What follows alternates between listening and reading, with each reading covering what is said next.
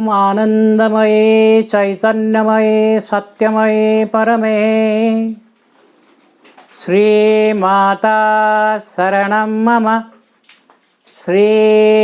अरविंद शरणं मम। आजिर आमर आलोच्य विषय रही एफोरिज्म 146, 147, 148, 149, 150 जो अतिमानव को केंद्र करी अतिमानव दृष्टि अतिमानस दृष्टि भविष्य साहित्य कौन हम एवं साहित्य यथार्थ कहले कौन ये नुहे जे पूर्णांग दिव्य जीवन जीवन कौन से विभागटा को से बाद देने से साहित्य हो कला हो जीवन जेते विभाग अच्छे शिल्प विज्ञान सबू कथाटा गोटे आध्यात्मिकता आड़ को सब जिनसटा गति कर आध्यात्मिकता को ही प्रकाश कर एठी गत थर जमी आम आलोचना करते कलार भूमिका कौन रही कलार यथार्थ कला कौन हवा उचित कौन कौन हवा उचित ये सेमती साहित्यटा कौन हवा उचित एवं एपर्यंत जिते साहित्यिक अच्छा आम अतीत तो श्री अरविंद आम भारतीय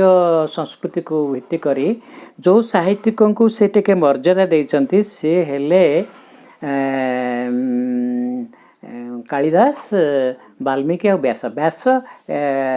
वाल्मीकि व्यास कालिदास पर तो कालिदास आसुचंती एमान को विशेष मर्यादा देइचंती आ कालिदास कथा पर से कहते जे कालिदास ताहले सरस्वती पुत्र सरस्वती को साधना करी से जमती दर्शन रत्नाकर जमी वाल्मीकि हेले ये सेमितिका कालिदास मूर्ख कालिदास से पुणी पंडित कालिदास हेले ना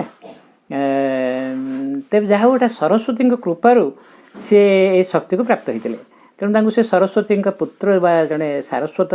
साहित्यिक बोली कह श्रीमंत मंतव्य खाली से नुह जे श्री कालिदास पर्यंत भारतीय संस्कृति रे जो तार सबु विभाग जो आध्यात्मिकतार प्रवेश थिला आध्यात्मिकता को भित्ति करी जो ये जो भारतीय संस्कृति गढ़ी उठी जो जीवनधारा गढ़ी उठी सी कालिदास परठारू ये जो ओरिजिनल थिंकिंग जो मौलिक चिंतन जे निज भितर जो सरस्वती तो होती गोटे सृजनकारिणी शक्ति ना तेणु सबुतरे गोटे नूतनता को जो नूतनता पश्चात आध्यात्मिकता अच्छी से नूतनता से मौलिक चिंतन जोटा गोटे संबोधिगत अंतर्गत अंतस्फुरित ज्ञान उदित होता है सेटा कालिदास पर्यंत बंची रही तापर कालिदास परठू सबू जिनसटार अवनति घटिला एवं तापर से मौलिक चिंतन रहिलानी जोटे भारत सबु दृष्टि धीरे धीरे धीरे धीरे तार गोटे अवक्षय है एक मत श्रीमंत कालिदास भूमिका विशेष गुरुत्वपूर्ण किंतु आंतर्जातिक स्तर में शेक्सपियर को कथाटा को ये श्रीमंत उल्लेख कर आई find in Shakespeare a far greater and more consistent universalist than the Greeks. All his creatures are universal types from Lancelot, Gobbo, and his and he's up to Lear and Hamlet. Now through I find in Shakespeare a far greater and more consistent universalist than the Greeks. All his creatures are universal types from Lancelot, Gobbo, and his top up to Lear and Hamlet. Greek मान को तुलन में महत्तर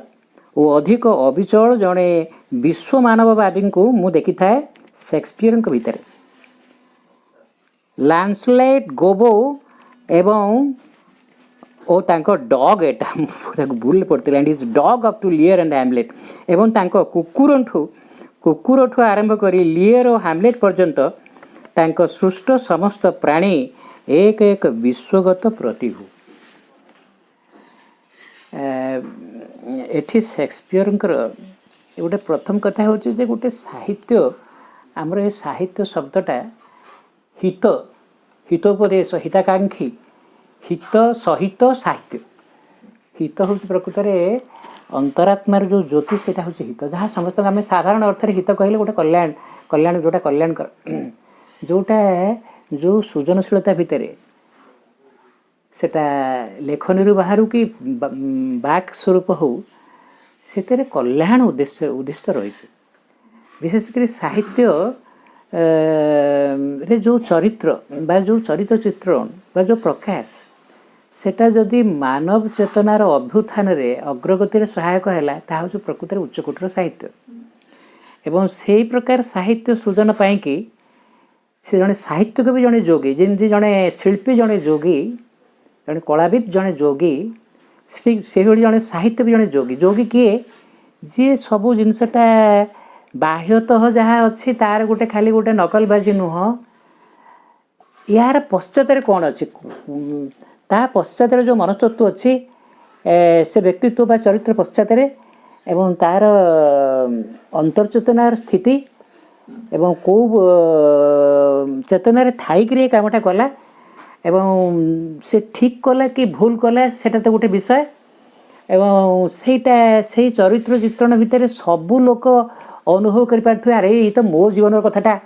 या भर प्रतिफलित होती बा ता जीवन जोटा घटी से प्रकार जिन मो भर अच्छी जिते बड़े से साहित्य भितर यही गोटे कथा आसे तेटा पृथ्वी रे से जेकोन देशर लोक हो जदि से ताको छुईला भली किसी कथा से अच्छी एवं से जदि किसी भूल भी करि थाए जदि तार जीवन रे से अनुताप कला बुझला अरे ये मोर भूल होता एवं सी जदि अनुताप करे बा सचेतन हुए निज भूल विषय रे ताहले ता माध्यम समस्त भितर सचेतनता तार ठीक कथाटा कौन यहाँ तो भूल हो गला ठीक कथाटा प्रकृत कौन आ ठीक आड़ को गति करिबारे समस्त मध्य गोटे शिक्षा मिले गोटे प्रेरणा मिले यहाँ प्रकृत हूँ गोटे उच्च साहित्यर लक्षण आ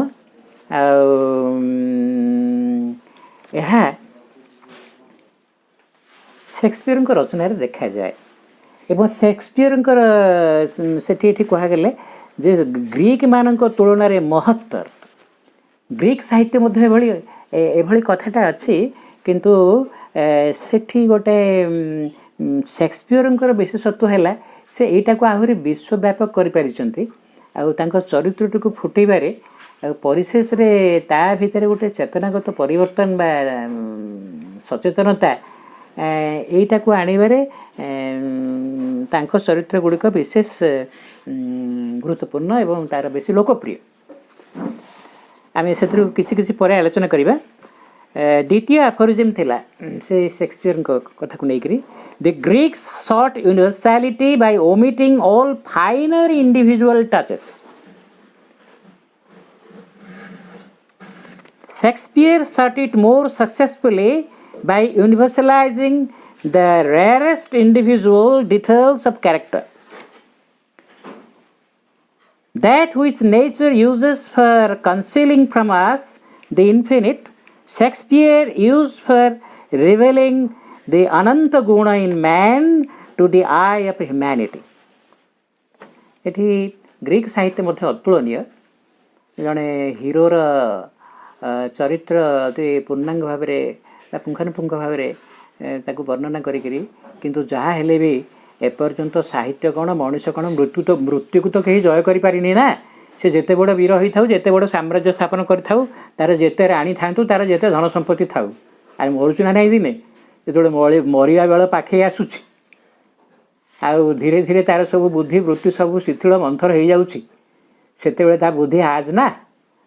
तेणु शेष मुहूर्त से जो गोटे जोटा वियोग अधिकांश वियोगात्मक नाटक सब ग्रीक नाटक शेष सी शिहरी उठुची सी ता भीतर गोटे भय ता भीतर गोटे माने जमी जीवनटा कि नुह पुणी ता भीतर गोटे विमर्श भाव गोटे भय ये सब कथा भी आसुची ना किंतु एठी श्री अरविंद देखुन जे ग्रीक साहित्य ର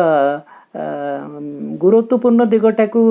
शेक्सपियर नहीं मध्य तांको साहित्य रे किंतु ताहाको आहुरी पुंखानुपुंख आहुरी आहुरी अधिक प्रत्येक चरित्र निखुण एवं ताहा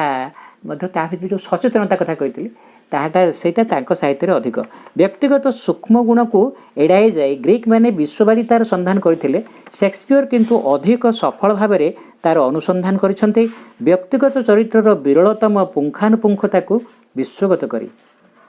असीम को आमठारु लुचाई रखिबा निमंते प्रकृति जो उपाय व्यवहार करे ताहा सबको ही शेक्सपियर व्यवहार करिसंते मानव जातिर दृष्टि को मानव निहित अनंत गुण प्रकट करने निमंते जे प्रत्येक व्यक्ति भितर माने अर्थात आम समाज रे केते प्रकार लोक अच्छा गोटे राजार चरित्र ता जीवन में जिते समस्या मुकुटमंडित राजशीर नुहई शांतिर आस्पद आज जे राजपद माड़ी बस तार पुणी शत्रु अच्छा तापर असंतुष्ट थोड़ा लोक अच्छा अच्छा सी जदि किसी भूल करदेला केते राज्यटा ता हाथ खसीज तेणु गोटे विभिन्न भूमिका रे से गोटे कृषक हो पारे से गोटे राजा हो पारे सी गोटे चिकित्साविद हो पारे से जड़े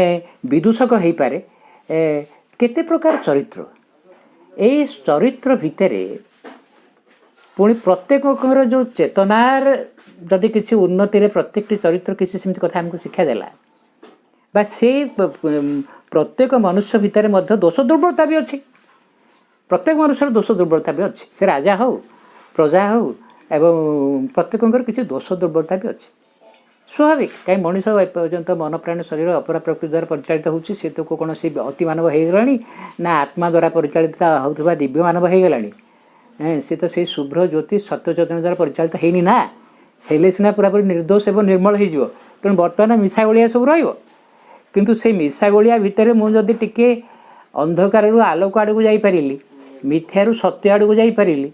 आउ जो जिनिस गुड़ा मत बेसी मृत्यु कबलित कर रखी ता आड़ को जदि मु अमरत्व आड़ को जापरि सेटा ताला असल कथा ना से साहित्य पश्चात गोटे आध्यात्मिक दृष्टि रहा और आध्यात्मिक लक्ष्य रहा और चेतनार जागरण सहायक है परवर्ती कारिकाटी हूँ 148 Shakespeare who invented the figure of holding up the mirror to nature was the one poet who never condescended to a copy, a photograph or a shadow. The reader who sees in Falstaff, Macbeth,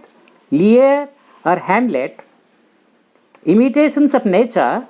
has either no inner eye or the soul or has been hypnotized by a formula. Shakespeare जे कि प्रकृति सामने दर्पण तोली धरिबा उपमार स्रष्टा मैंने एभली निखुण भाव में से चरित्रटी को अवतारणा करिसंती से हेले एकमात्र कवि जे कि कदाच अनुकरण फोटोग्राफी सुलभ वास्तवता बा गोटाए छाया देखाइबा पर्याय को अवनत होई नांती जो पाठक फॉल्स्टैफ गोटे मैकबेथ लियर बा हैमलेट चरित्र रे देखे प्रकृतिर अनुकरण तार हुए तो आत्मनिष्ठृत अंतर्दृष्टि नहीं किंबा से कौन से गतानुगतिक सूत्र द्वारा सम्मोहित होई रही जो मैंने शेक्सपियर को समालोचना देते जदि से ये कथाटा भावु था जे सी खाली गोटे जमती जो गत थर जमी कला उपर आलोचना होता जे जड़े खाली माने प्रकृति को अनुकरण करी जोटा कि मृतवत आउ जड़े ता पश्चात आउ कौन रहस्य बा आत्मार जो जदि गोटे अंतर्गत दृष्टि तार अच्छी लुक्कायित जिनसटा से जदि प्रकाश कर सबुठ लुक्कायित होती आम अंतरात्मा गुह्यतम गुह्यतर गुह्यतम पर्यंत अच्छी आमर माने ये बाह्य मन पश्चात अंतर्मन अंतर्प्राण अंत शरीर अच्छी ता पश्चात सूक्ष्म सूक्ष्म अंतरात्मा अच्छा तेणु अंतरात्मा को कला को अंतरात्मक प्रतिभा को से कला माध्यम हो, शिल्प माध्यम हो, साहित्य माध्यम हो, कविता माध्यम हो, जे प्रकाश कर पारला सी है असल स्रष्टा, असल साहित्यिक। एवं यही किसी दृष्टांत शेक्सपियर रचनावली भितर देखिं श्रीरबिंद्र गुरुत्व प्रदान कर गोटे अंतर्दृष्टि थिला। जमी आम भारत वर्ष जड़े कवि प्रत्येक वेदर प्रत्येक मंत्रद्रष्टा जड़े कवि। कवि कहले हाँ से तो गोटे से जोटे से ऊर्ध्व जगत रु अवतरी आसुथिबा आलोक एवं तार जो वार्ता बा तार जो बाणी बा तार से गद्य हो कि पद्य हो जे सेटा को देखी पारंती शुणी पारंती से माने हेले से ऋग्वेदर कवि बा से माने हेले से द्रष्टा। कवि को आम गोटे द्रष्टा हिसाब से धरा जाए। तो सेमती पाश्चात्य साहित्य भितर शेक्सपियर को पाश्चात्य साहित्य मध्य शेक्सपियर को श्रीरबिंद्र ओहो सी व्यास वाल्मीकि सहित तुलनीय नुहति किंतु तांकर मध्य किसी अंतर्दृष्टि थिला एवं चरित्र जो जुगरे जो लोक जो स्थिति रे अच्छी से स्थिति रे जदि से अनेक लोकों हृदय को छुई पारे अन्य मानू सचेतन करेबारे आउ टिके मार्जित करेबारे जदि से सहायक हेले तथापि तांका साहित्यर मूल्य अच्छे। से दृष्टि श्रीरबिंद्र गुरुत्व देइचंती। Aphorism 149 Where in material nature wilt thou find Falstaff, Macbeth or Lear? Shadows and hints of them she possesses, but they themselves turn over her.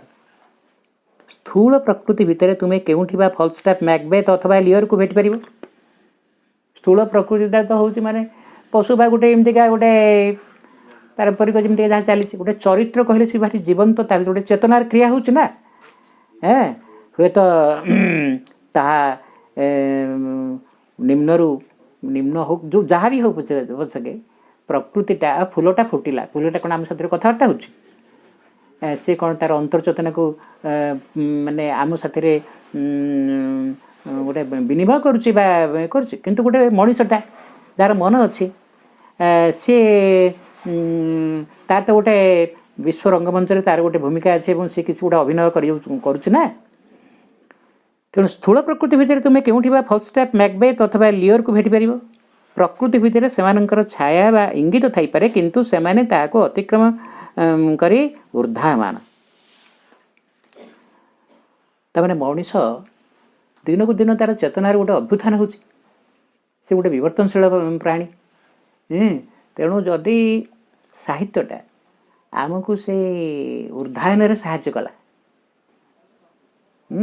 से साहित्यर मूल्य अच्छी एवं धीरे धीरे धीरे धीरे अतिमानव जो नूतन चेतना को स्फुरण करुचे जो नूतन चेतना को पृथ्वी प्रतिष्ठा करने चाहूँगी जो दिव्य साहित्य सी धीरे धीरे धीरे धीरे एमती निश्चित भाव में भविष्य में प्रकाश हम। एवं श्रीरबिंद्र अनेक साहित्य भितर एत कथा तो अतीतर कौन से अवतार लिखि नी। रामचंद्र कौन रामायण लिखी रामायण वाल्मीकि लिखिं श्रीकृष्ण समय जहाँ किसी घटीगला ताको व्यास लिखिं किंतु श्रीरबिंद्र निजे होउचंदी से प्रथम अति मानव बा सी होउचंदी से सी निजे होउचंदी सबु शास्त्र रचयिता सावित्री भली जो प्रतीकात्मक साहित्य तार तो कौन तुलना ना तेरे सी निजे होउचंती माने मुख्य नायक एवं से निजे होउचंती मुख्य कवि एवं साहित्यिक सी सब शास्त्र रचना मत सी कर।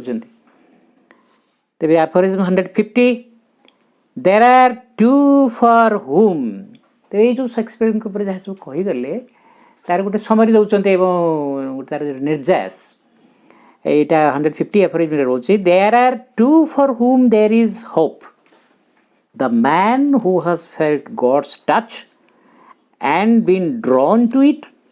and the skeptical seeker and self-convinced atheist. But for the formularists of all the religious and parrots of free thoughts,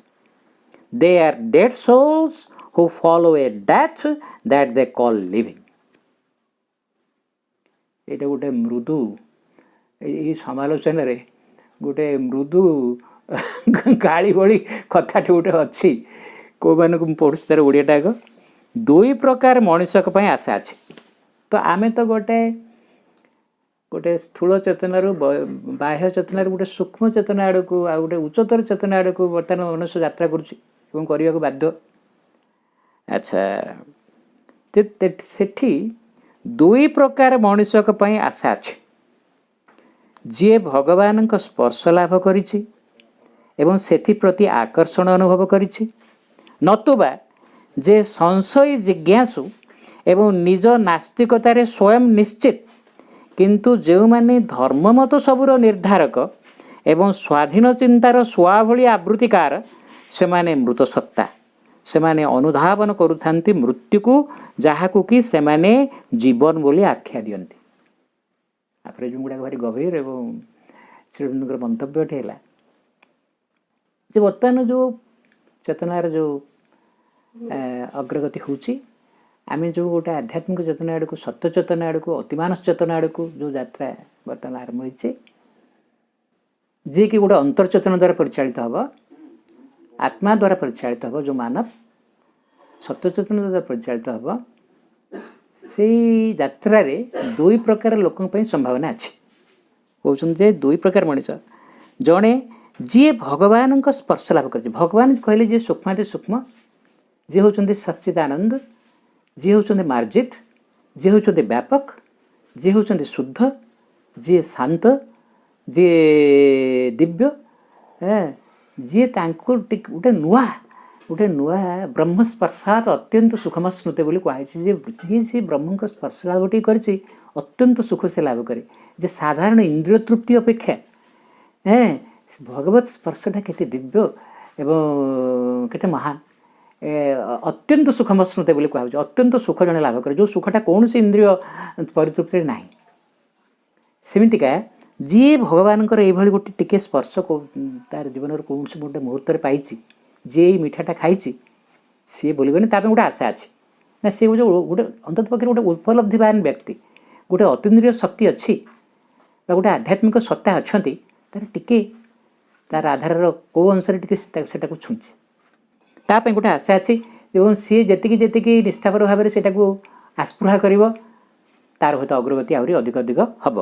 ଆଉ ଜଣେ କିଏ ନା ନିଜ ନାସ୍ତିକତାରେ ସ୍ୱୟଂ, ଆଉ ଜଣେ ହେଲେ ନତୁବା ଯେ ସଂଶୟୀ ଜିଜ୍ଞାସୁ। ମନେ କରନ୍ତୁ ସଂଶୟୀ ଜିଜ୍ଞାସୁ ହେଉଛି ମନେକର ଜଣେ ବୈଜ୍ଞାନିକ, ସେ ବି ସତ୍ୟର ଅନୁସନ୍ଧାନ କରୁଛି।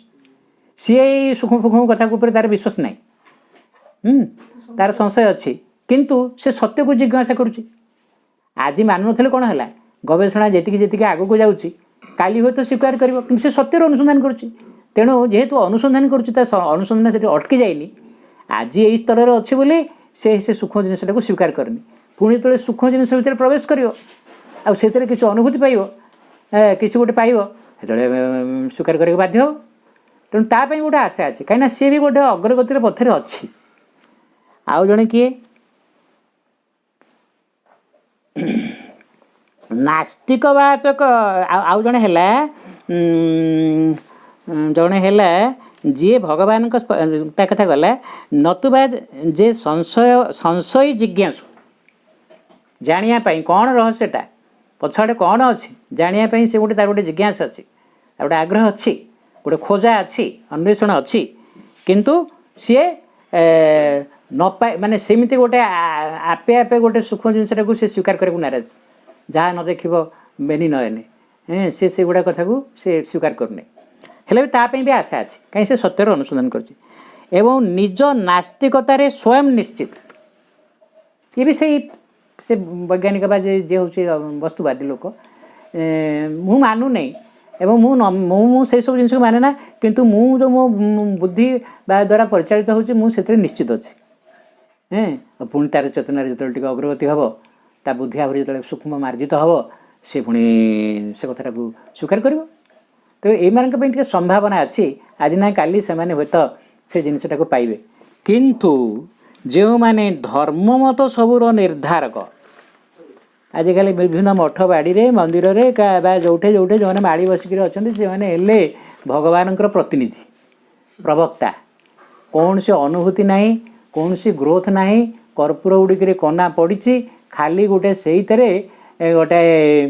କିଏ ସେଠି ପଇସା ପତ୍ର ପକେଇଲା କି କ'ଣ କଲା, ସେଇଥିରେ ସେମାନେ ତାଙ୍କର ମାନେ ଗୁଜୁରାଣ ମେଣ୍ଟଉଛନ୍ତି। ଆଉ ଭଗବାନଙ୍କ ନାଁରେ ଦ୍ୱାହି ଦେଇ ସିଏ ଗୋଟେ ଗତାନୁଗତିକ ଯାନ୍ତ୍ରିକ ଭାବରେ କେତେ କଥା କରୁଛନ୍ତି। ତାଙ୍କ ଭିତରେ ନା ଅନ୍ୱେଷଣ ଅଛି ନା ଉପଲବ୍ଧି ଅଛି, ଖାଲି ସେ ବ୍ୟାନରରେ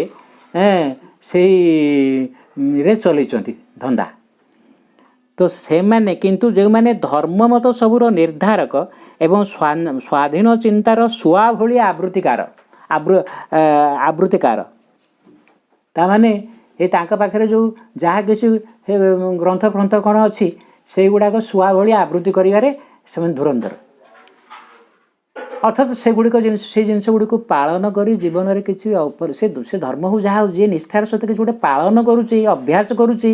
ତା ପାଇଁ ବି ସମ୍ଭାବନା ଅଛି। କିନ୍ତୁ ଯେ ଏସବୁ କଥା କିଛି ନ କରିକି ଖାଲି ଗୋଟେ ବେଉସାରେ ମାତିଛି ଏବଂ ଏଇଗୁଡ଼ାକ ହେଉଛି କେବଳ ଖାଲି ଲୋକଙ୍କୁ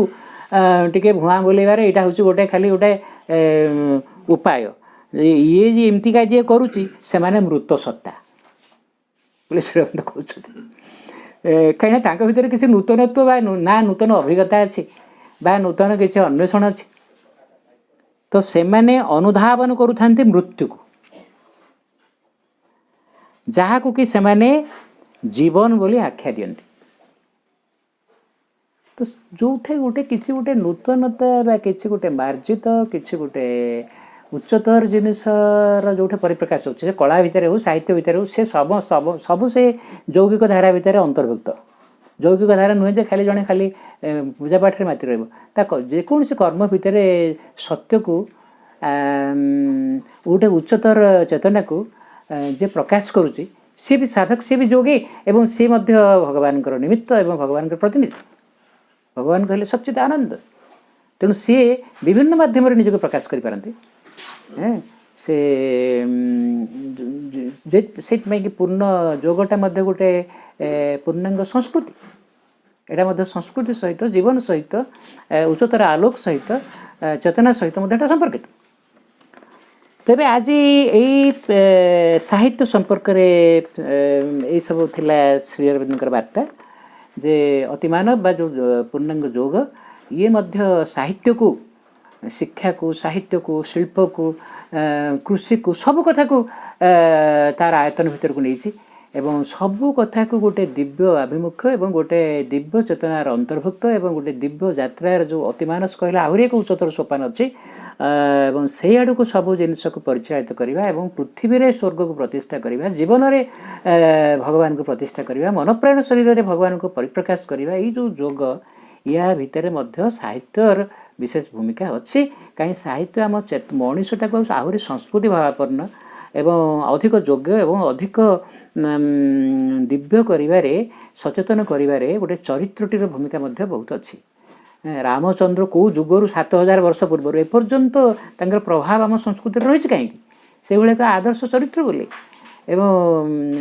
ତ ସେମିତିକା ଏଇ ସେକ୍ସପିୟରଙ୍କର ଯେଉଁ ସବୁ ଚରିତ୍ର କଥା ଶ୍ରୀଅରବିନ୍ଦ ଲେଖିଛନ୍ତି, ଆଉ ବିଶେଷ କରି ମୁଁ ଟିକିଏ ଏଠି ଉଲ୍ଲେଖ କରୁଛି ଆମ ଭାରତୀୟ ସାହିତ୍ୟର କଥା, ଯେଉଁଟାକି ମୁଁ କହିଛି ଶ୍ରୀଅରବିନ୍ଦ ଯେଉଁ 3 ଜଣଙ୍କୁ ବିଶେଷ ଭୂମିକା ତାଙ୍କୁ ବେଶୀ ଗୁରୁତ୍ୱ ଦେଇଛନ୍ତି, ବାଲ୍ମୀକି, ବ୍ୟାସ ଆଉ କାଳିଦାସ। କାଳିଦାସ କଥା ମୁଁ କହିସାରିଲିଣି ଯେ ସିଏ କେମିତି ତାଙ୍କ ପର୍ଯ୍ୟନ୍ତ ମଧ୍ୟ ବୈଦିକ ଚିନ୍ତାଧାରାକୁ ତାଙ୍କର ଯେଉଁ ଶବ୍ଦାବଳୀ ବା ତାଙ୍କର ଉପମା କାଳିଦାସସ୍ୟ, କିନ୍ତୁ ହେଲେ ବି ଖାଲି ଉପମା ନୁହଁ, ଖାଲି ସେ ଉପମା ବଳ ସେ ମଧ୍ୟ ବୈଦିକ ଚିନ୍ତାଧାରା, ତାଙ୍କର ଯେଉଁ ରଚନା ମେଘଦୂତ, ରଘୁବଂଶ, କୁମାର ସମ୍ଭବ, ଅଭିଜ୍ଞାନ ଶାକୁନ୍ତଳମ୍, ସେଥିରେ ମଧ୍ୟ ଅନନ୍ୟ ତାଙ୍କର ସୃଷ୍ଟି, ତାଙ୍କର ଯେଉଁ ଚରିତ୍ର ଗୁଡ଼ିକୁ ମଧ୍ୟ ସେଠି ସେ ଅତି ଚମତ୍କାର ଭାବରେ ମଧ୍ୟ ସେ ରଚନା କରିଛନ୍ତି। ତ ସେ ପର୍ଯ୍ୟନ୍ତ ଅରିଜିନାଲ ଥିଙ୍କିଂ ଥିଲା, ଅର୍ଥାତ୍ ଆମର ବୈଦିକ କଲଚରଟାକୁ ସେ ମଧ୍ୟ ଗୋଟେ ମୌଳିକ ଭାବରେ ଉପସ୍ଥାପନ କରିଛନ୍ତି। ବାଲ୍ମୀକିଙ୍କ ଯେଉଁ ରାମାୟଣ ତ ହେଉଛି ଅନନ୍ୟ ଏବଂ ବାଲ୍ମୀକିଙ୍କୁ ଶ୍ରୀଅରବିନ୍ଦ ଗୋଟେ ତାଙ୍କ ଉପରେ କହିଛନ୍ତି ଯେ ତାଙ୍କର ମାନେ ଗୋଟେ ଚରିତ୍ରରେ ଦୁଇଟା, ଗୋଟେ ଫେମିନାଇନ୍ ଆଉ ମାସ୍କୁଲାଇନ୍। ଫେମିନାଇନ୍ ନୁହେଁ ଯେ ଖାଲି ଗୋଟେ ନାରୀ ଉଦ୍ଦେଶ୍ୟରେ ନୁହଁ, ନାରୀର ଯେଉଁ ଭଲ ଗୁଣ ଗୁଡ଼ିକ ଯେଉଁଟା ନାରୀ ସୁଲଭ ବା ମାନେ ଗୋଟେ ଗୀତାରେ କୁହାଯାଇଛି କୀର୍ତ୍ତି ଶ୍ରୀ ବାକ୍ଚ ନାରୀଣାମ୍। କୀର୍ତ୍ତି ଗୋଟେ ଯଶ ବା ଗୋଟେ ଜଣେ ତା ଜୀବନରେ ଯେଉଁ ମହାନ କଥା ଗୁଡ଼ିକ ଜଣେ ଆଚିଭ୍ କରିଛି, ଶ୍ରୀ ସୌନ୍ଦର୍ଯ୍ୟ ସମ୍ପଦ ଯଦି କିଛି ଗୋଟେ ନୂତନତାର ପରିପ୍ରକାଶ ଘଟିଛି ବାକ୍ ଗୋଟେ ଆମର କଥନ ଶୈଳୀ ଏବଂ ବାକ୍ସିଦ୍ଧି ସରସ୍ୱତୀ ସରସ୍ୱାନ ସରସ୍ୱତୀ ରସ ରସ ହେଉଛି ମାନେ ଜୀବନ ରସ ମଧ୍ୟ ଆନନ୍ଦ ତେଣୁ ସେଇ ଯେଉଁ ସାରସ୍ୱତ ଧାରାକୁ ଯିଏ ପ୍ରକାଶ କରିଛି ତା ସାହିତ୍ୟରେ ତାର ବାକ୍ରେ ଏଇଟା ମଧ୍ୟ କିଛି କମ୍ କଥା ନୁହଁ ଏବଂ ଏଇ ଯେଉଁ ନାରୀ ସୁଲଭ ପ୍ରକୃତିଟା ଏଇଟା ମଧ୍ୟ ଗୋଟେ ସାହିତ୍ୟ ରଚନାର ଗୋଟେ ଦିଗ ଅର୍ଥାତ୍ ଯେମିତି ରାମଚନ୍ଦ୍ର ତାଙ୍କ ଚରିତ୍ର ଭିତରେ ସିଏ ଏତେ ଉଗ୍ର ବା ଏତେ ଧ୍ୱଂସକାରୀ ନୁହନ୍ତି ମାନେ ରାମ ମାନେ ସେ ହେଉଛନ୍ତି ମାନେ ସମତାବିଷ୍ଟ ରଣଧୀର ଏଭଳିକି ଯୁଦ୍ଧ କରିବା ସମୟରେ ମଧ୍ୟ ସେ ଧୀର ଅଛନ୍ତି ତାଙ୍କ ପ୍ରକୃତିଟା ହେଉଛି ଧୀର ଏବଂ ସେ ମଧ୍ୟ 15 ବର୍ଷ ବୟସରେ ସିଏ ମାନେ ଯୋଗସ୍ଥ ହେଇକରି ଅଛନ୍ତି ଏବଂ ସେ ନିର୍ଗୁଣ ବ୍ରହ୍ମର ଚେତନାକୁ ପ୍ରାପ୍ତ ହେଇଛନ୍ତି ତାପରେ ପୁଣି ସଗୁଣ ବ୍ରହ୍ମର ଭୂମିକାରେ ମଧ୍ୟ ତାଙ୍କ ଜୀବନର ସବୁ ପ୍ରକାର ବିଭିନ୍ନ ଭୂମିକାରେ ଇଏ ବଶିଷ୍ଠଙ୍କ ଯଜ୍ଞ ରକ୍ଷା ହେଉ ଏସବୁ କଥାକୁ ମଧ୍ୟ ସେ ଏବଂ ଗୋଟେ ଆଦର୍ଶ ଗୋଟେ ଧାରାରେ ମଧ୍ୟ ସେ ପରିଚାଳିତ ହୋଇଛନ୍ତି ବା କରିଛନ୍ତି କିନ୍ତୁ ଭୈରାଜ ବ୍ୟାସ ତାଙ୍କ ଚରିତ୍ର ଗୁଡ଼ାକ ହେଉଛି ମାସ୍କୁଲାଇନ୍ ଇନ୍ ଦି ସେନ୍ସ ସେଠି ମାନେ ଯେଉଁଭଳି ଭାବରେ କୌରବମାନେ ଅତ୍ୟାଚାର କରିଛନ୍ତି ଏମାନେ ମଧ୍ୟ ପ୍ରଚଣ୍ଡ ତାଙ୍କର ବୀରତ୍ୱ ଏବଂ ଇଏକୁ ପ୍ରକାଶ କରିକି ସେଠି ମାନେ ଯୁଦ୍ଧର ଖାଲି ଗୋଟେ ବଂଶ ଭିତରେ ଯୁଦ୍ଧ ନୁହଁ ମହାଭାରତ କହିଲେ ସାରା ଭାରତ ବର୍ଷରେ ଗୋଟେ ସର୍ବୋଚ୍ଚ ଆଦର୍ଶଟା କ'ଣ ଏବଂ ଏଇ ଯେଉଁ ଚରିତ୍ର ଗୁଡ଼ିକ ଭୀଷ୍ମ ଦ୍ରୋଣ ଦୁର୍ଯ୍ୟୋଧନ ବା ଯେଉଁ କୁରୁବଂଶର ଲୋକ ଏମାନେ ଯଦି ଆହୁରି ଦୀର୍ଘ ଦିନ ରୁହନ୍ତି ସାରା ଭାରତ ବର୍ଷର ଗୋଟେ ବହୁତ ବଡ଼ ପତନ ହେବ ଏବଂ ରାଜାନୁଗତ ଧର୍ମ ଯେଉଁମାନେ ରାଜପୁତ୍ର ସେମାନେ ଯଦି ଆଦର୍ଶଟାକୁ ପ୍ରକାଶ ନ କରନ୍ତି ଲୋକ ଶିଖିବେ କାଠୁ ସେ ସମୟରେ ଯେଉଁ ପରିସ୍ଥିତିକୁ ନେଇକରି ଏବଂ ଶ୍ରୀକୃଷ୍ଣ ମଧ୍ୟ ଯେଉଁ ଆତ୍ମାର ବା ଆଧ୍ୟାତ୍ମିକତାର ଯେଉଁ ଆହୁରି ଗୋଟେ ବ୍ୟାପକ ଭୂମି ଓଭର ମାଇଣ୍ଡ ବା ଗୋଟେ ଅଧିମାନସ କହିଲେ ଯେଉଁ ଗୋଟେ ବିଶ୍ୱଗତ ଆଧ୍ୟାତ୍ମିକ ଭୂମି ତାହାକୁ ମଧ୍ୟ ସେ ପ୍ରକାଶ କରିବାକୁ ଆସିଛନ୍ତି ନା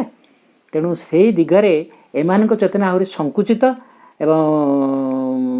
ସେଟା ମଧ୍ୟ ସେ ଉଚ୍ଚତର ଆଦର୍ଶର ପରିପନ୍ଥୀ ସେଇଠି ତେଣୁ ଖଣ୍ଡାର ଜବାବ ଖଣ୍ଡାରେ ଏବଂ ସେମାନେ ଯେଉଁଭଳି ଭାବରେ ତେଣୁ ତାଙ୍କ କ୍ୟାରେକ୍ଟର ଗୁଡ଼ାକ ମାସ୍କୁଲାଇନ୍ ଏବଂ ଗୋଟେ ଫେମିନାଇନ୍ ପ୍ରକୃତିଟା ହେଉଛି ସିଏ ମାନେ ଭାବପ୍ରବଣ ସେମାନଙ୍କର ମଧ୍ୟ ଚୈତ୍ୟ ଭାବଟା ଅଛି ନାରୀର ଗୋଟେ ତାର ଇମୋସନ୍ ଏବଂ ପ୍ରାଣର ଦିଗ ଏବଂ ଆବେଗମୟ ଦିଗଟା ବେଶୀ ଚୈତ୍ୟାଭିମୁଖୀ ଜଣେ ନାରୀର ତା ଭିତରେ ଗୋଟେ ଦୟା କାରୁଣ୍ୟ ଦୟା କରୁଣା ସ୍ନେହ ପ୍ରେମ ଏସବୁ କଥାଟା ଅଧିକ ନା ପୁରୁଷ ଅପେକ୍ଷା କାହିଁକିନା ସେ ହୃଦୟବାଦୀ ବେଶୀ ହୃଦୟାଭିମୁଖୀ କିନ୍ତୁ ଗୋଟେ ପୁରୁଷର ତାର ମନ ତାର ପ୍ରାଣିକ ଶକ୍ତି ଆଉ ତାର ମନର ମାନେ ଚିନ୍ତନ ବା ତାର ବୁଦ୍ଧି ବିବେଚନା ଏ ଶକ୍ତିଟା ପୁରୁଷର ଅଧିକ ତେଣୁ ମହାଭାରତର ଯେଉଁ ଚରିତ୍ର ଗୁଡ଼ାକ ଏବଂ ସିଏ ସେଟାକୁ ବ୍ୟାସଙ୍କ ରଚନାଟାକୁ ସିଏ କହିଛନ୍ତି ଏଇଟା ମୋର୍ ମାସ୍କୁଲାଇନ୍ କିନ୍ତୁ ବାଲ୍ମୀକିଙ୍କର ରଚନାଟା ମୋର୍ ଫେମିନାଇନ୍ ତେବେ ଯାହା ଉଭୟଟା ପୂର୍ଣ୍ଣାଙ୍ଗତା ପାଇଁ ଉଭୟର ଗୁରୁତ୍ୱପୂର୍ଣ୍ଣ ଭୂମିକା ଅଛି ଯେମିତି ଚନ୍ଦ୍ର ଆଉ ସୂର୍ଯ୍ୟ ଏବଂ ଇଏ ହେଲେ ଶୀତଳ ସେ ହେଲେ ଉଷ୍ମ ମାସ୍କୁଲାଇନ୍ କ୍ୟାରେକ୍ଟରଟା ହେଉଛି ସେଭଳି ଉଷ୍ମ ଅଧିକ ଜ୍ୟୋତିର୍ମୟ ଅଧିକ ଉଷ୍ମ ତ ଏମିତିକା ଇଏ ଥିଲା ଆମର ଭାରତୀୟ ଯେଉଁ ସାହିତ୍ୟ ସମ୍ପର୍କରେ ଟିକେ ସୂଚନା ଦେଲି ଆଉ କବି କାହାକୁ କୁହନ୍ତି ସେ କଥା ମଧ୍ୟ ମୁଁ ସୂଚନା ଦେଇଛି ତେବେ ଆଉ ଜଣେ କବିକୁ ଦ୍ରଷ୍ଟା ବୋଲି କାହିଁକି କୁହାଯାଏ ଏବଂ ସେକ୍ସପିୟରଙ୍କର ମଧ୍ୟ କିଛି ଅନ୍ତର୍ଦୃଷ୍ଟି ଥିଲା ବୋଲି ଶ୍ରୀଅରବିନ୍ଦ ସେ କଥାଟାକୁ ମଧ୍ୟ ବ୍ୟକ୍ତ କରିଛନ୍ତି ତେବେ ଏଇ ଯେଉଁ ତିନୋଟି ଚରିତ୍ର ତିନି ଚାରୋଟି ଚରିତ୍ରର ଉଲ୍ଲେଖ କରିଛନ୍ତି ସେକ୍ସପିୟରଙ୍କର ଅନେକ ରଚନା ଏବଂ ତାଙ୍କର ମୁଖ୍ୟ ରଚନା ଭିତରୁ କେତୋଟି ଶ୍ରୀଅରବିନ୍ଦ କେବଳ ଉଲ୍ଲେଖ କରିଛନ୍ତି ସେଥିରେ ଗୋଟେ ଚରିତ୍ର ଥିଲା ମ୍ୟାକବେଥ୍ କିଙ୍ଗ ଲିୟର ଆଉ ଗୋଟେ ସେ ଫଲ୍ଷ୍ଟେପ୍ ଆଉ ଗୋଟେ କ'ଣ ସେ ଇଏ ସେ ହେଉଛି ଲାନ୍ସେଟୋ ଗୋବୋ ଲାନ୍ସଲେଟ୍ ଗୋବୋ ଆଚ୍ଛା ତେବେ ଯାହା ଗୋଟେ ଦୁଇଟି ଚରିତ୍ରକୁ ସଂକ୍ଷିପ୍ତ ଭାବରେ ମୁଁ ଆଲୋଚନା କରିବି ଆମେ मुझे पुंखानुपुंख भाव में से साहित्य को पूरा पढ़ी जहाँ सब शुणी जी जहाँ मुझे ये कर अनुभव कर मैकबेथ चरित्रटा है ये मैकबेथ होता जड़े गोटे सेनापति आउ से स्कटलैंड गोटे सेनापति ता स्त्री बोलर पड़िकी ए चरित्र आम जाना यार गोटे व्यापकता सार्वजनिकता कौटे अच्छी बेले बेले जदि जड़े पुरुष लोक स्त्री पालरे पड़गला स्त्री बुद्धि जदि चलला हाँ आज ना काली बर्बाद हम कहीं ना तार गोटे व्यापक चिंतन ना से गोटे भावप्रवण एवं स्वार्थवादी एवं गोटे निम्न प्रकृति द्वारा से ही स्त्री परा प्रकृति बा उच्चतर चेतनार परिचालित हेल्ले तो सी सावित्री जमी सत्यवान को उद्धार करते से तो गोटे उच्चतर कथा साधारण लोकटा से तो गोटे निम्न चेतनार अच्छी ना तार स्वार्थ निम्न प्रकृति द्वारा परिचालित सी सी जदि गोटे कथा को भल भाव चिंता न करी वर्तमान जोटा हूँ मोपाई मोर स्वार्थ हासिल सहायक हम से जदि मते मातिक कबलित करदेला सी गोटे सर्पिणी भली आउ सी गिड़ी पकेब ना आउ तुम जब पूरापूरी स्त्री बुद्धि चल एकदम स्त्रैण होकर पूरापूरी स्त्री बुद्धि चल सी तुमको उठेब बसैब और केतबेले तुमर जो से बुद्धिटा को खराब करदेला कबलित करदेला से लोकटा निश्चित गोटे गोटे भूल करदेव ना यही कथाटा गोटे ये चरित्र भितर यहाँ गोटे अनेक विषय आहरी अच्छी संपूर्ण कथाटा आम आलोचना करें अल्प समय भितर कि तार मुझे गोटे कथाटा कहूँ स्त्री बुद्धि चलिक गोटे सेनापति स्त्री बुद्धि परिचालित होकर शेष से बर्बाद हो अच्छा मनकर सेनापतिटा ता भूमिका हूँ राज्यर सुरक्षा दायित्व से अच्छी बहिर्शत्रु आक्रमण कले से सुरक्षा देवार अच्छी सी भी किसी खराब लोक नुह सी भी जड़े सचेतन लोक एवं जड़े विश्वस्त लोक थिला किंतु ताकू किए गोटे प्रत्येक लोकर जो गोटे केतटा दुर्बल दिग रही प्रत्येक लोक गोटे आम्बिशन अच्छी आकांक्षा मु जदि राजा होती मुझे से गोटे थाए बासनाटा थाए किंतु स्त्री कपटाक स्त्री शिखेदेला सी कौन तार गोटे स्वप्न गोटे कौ विच्र प्रभाव में गोटे सब डाणी आमर जमी डाणी अच्छी जो टे भविष्यवाणी कही दिखती से सेमती गोटे डाणी कौन गोटे कथा थे कही माने तार जो सेनापति भाव में भी तार जो प्रमोशन पाइक पदवी के आसला गोटे से विच गोटे आगु गोटे पूर्व सूचना देता कौ युद्ध से जयलाभ करे सी टे सफलता पाईगला पुणी से विच देख मनकर मुझे गोटे कथा कहूँ आप मो कथाटा को मानिगले मो आपण मोर गोटे रहा ना आउ गोटे कौन कथा मुझे मुंडे पूरे देखिए आप बसीभूत करें ना एमती हो से ता स्त्री ताकू बतईदेला सी केमी राजा को हत्या करी केमी राजपद को प्राप्त कर कथाटा ता मुंडे पूरे देला फल से भी साहाय्य कर सी जदिव गोटे विश्वस्त सेनापति थिला सी तांकर जे राजा सी हूँ स्कटलैंड राजा थिला डनकैन एवं सी ता घर को ताकू निमंत्रण करी कौन गोटे युद्ध ये भल कम कर राजा भी हमको भल पाती मैकबेथ को भल पाती एवं ताकू कौन गोटे संवर्धना कि कौन कहे ये घर को डकई अच्छा डकईला भितर ता स्त्री कौन करी ना राजा जाऊँ मैंने तो राजा एमती नुहे जे मोर मत जन डकई मोर माने एमती गोटे मो गाड़ी धरिक पलैबी सेठी राजा जुआड़े जी रखी रही ना पाखे किए गोटे केतले कौ शत्रु राजा मैंने शत्रु भी अच्छा तेणु तार देह रखी अंग रखी रही ना तथापि सी अच्छा ये कौशल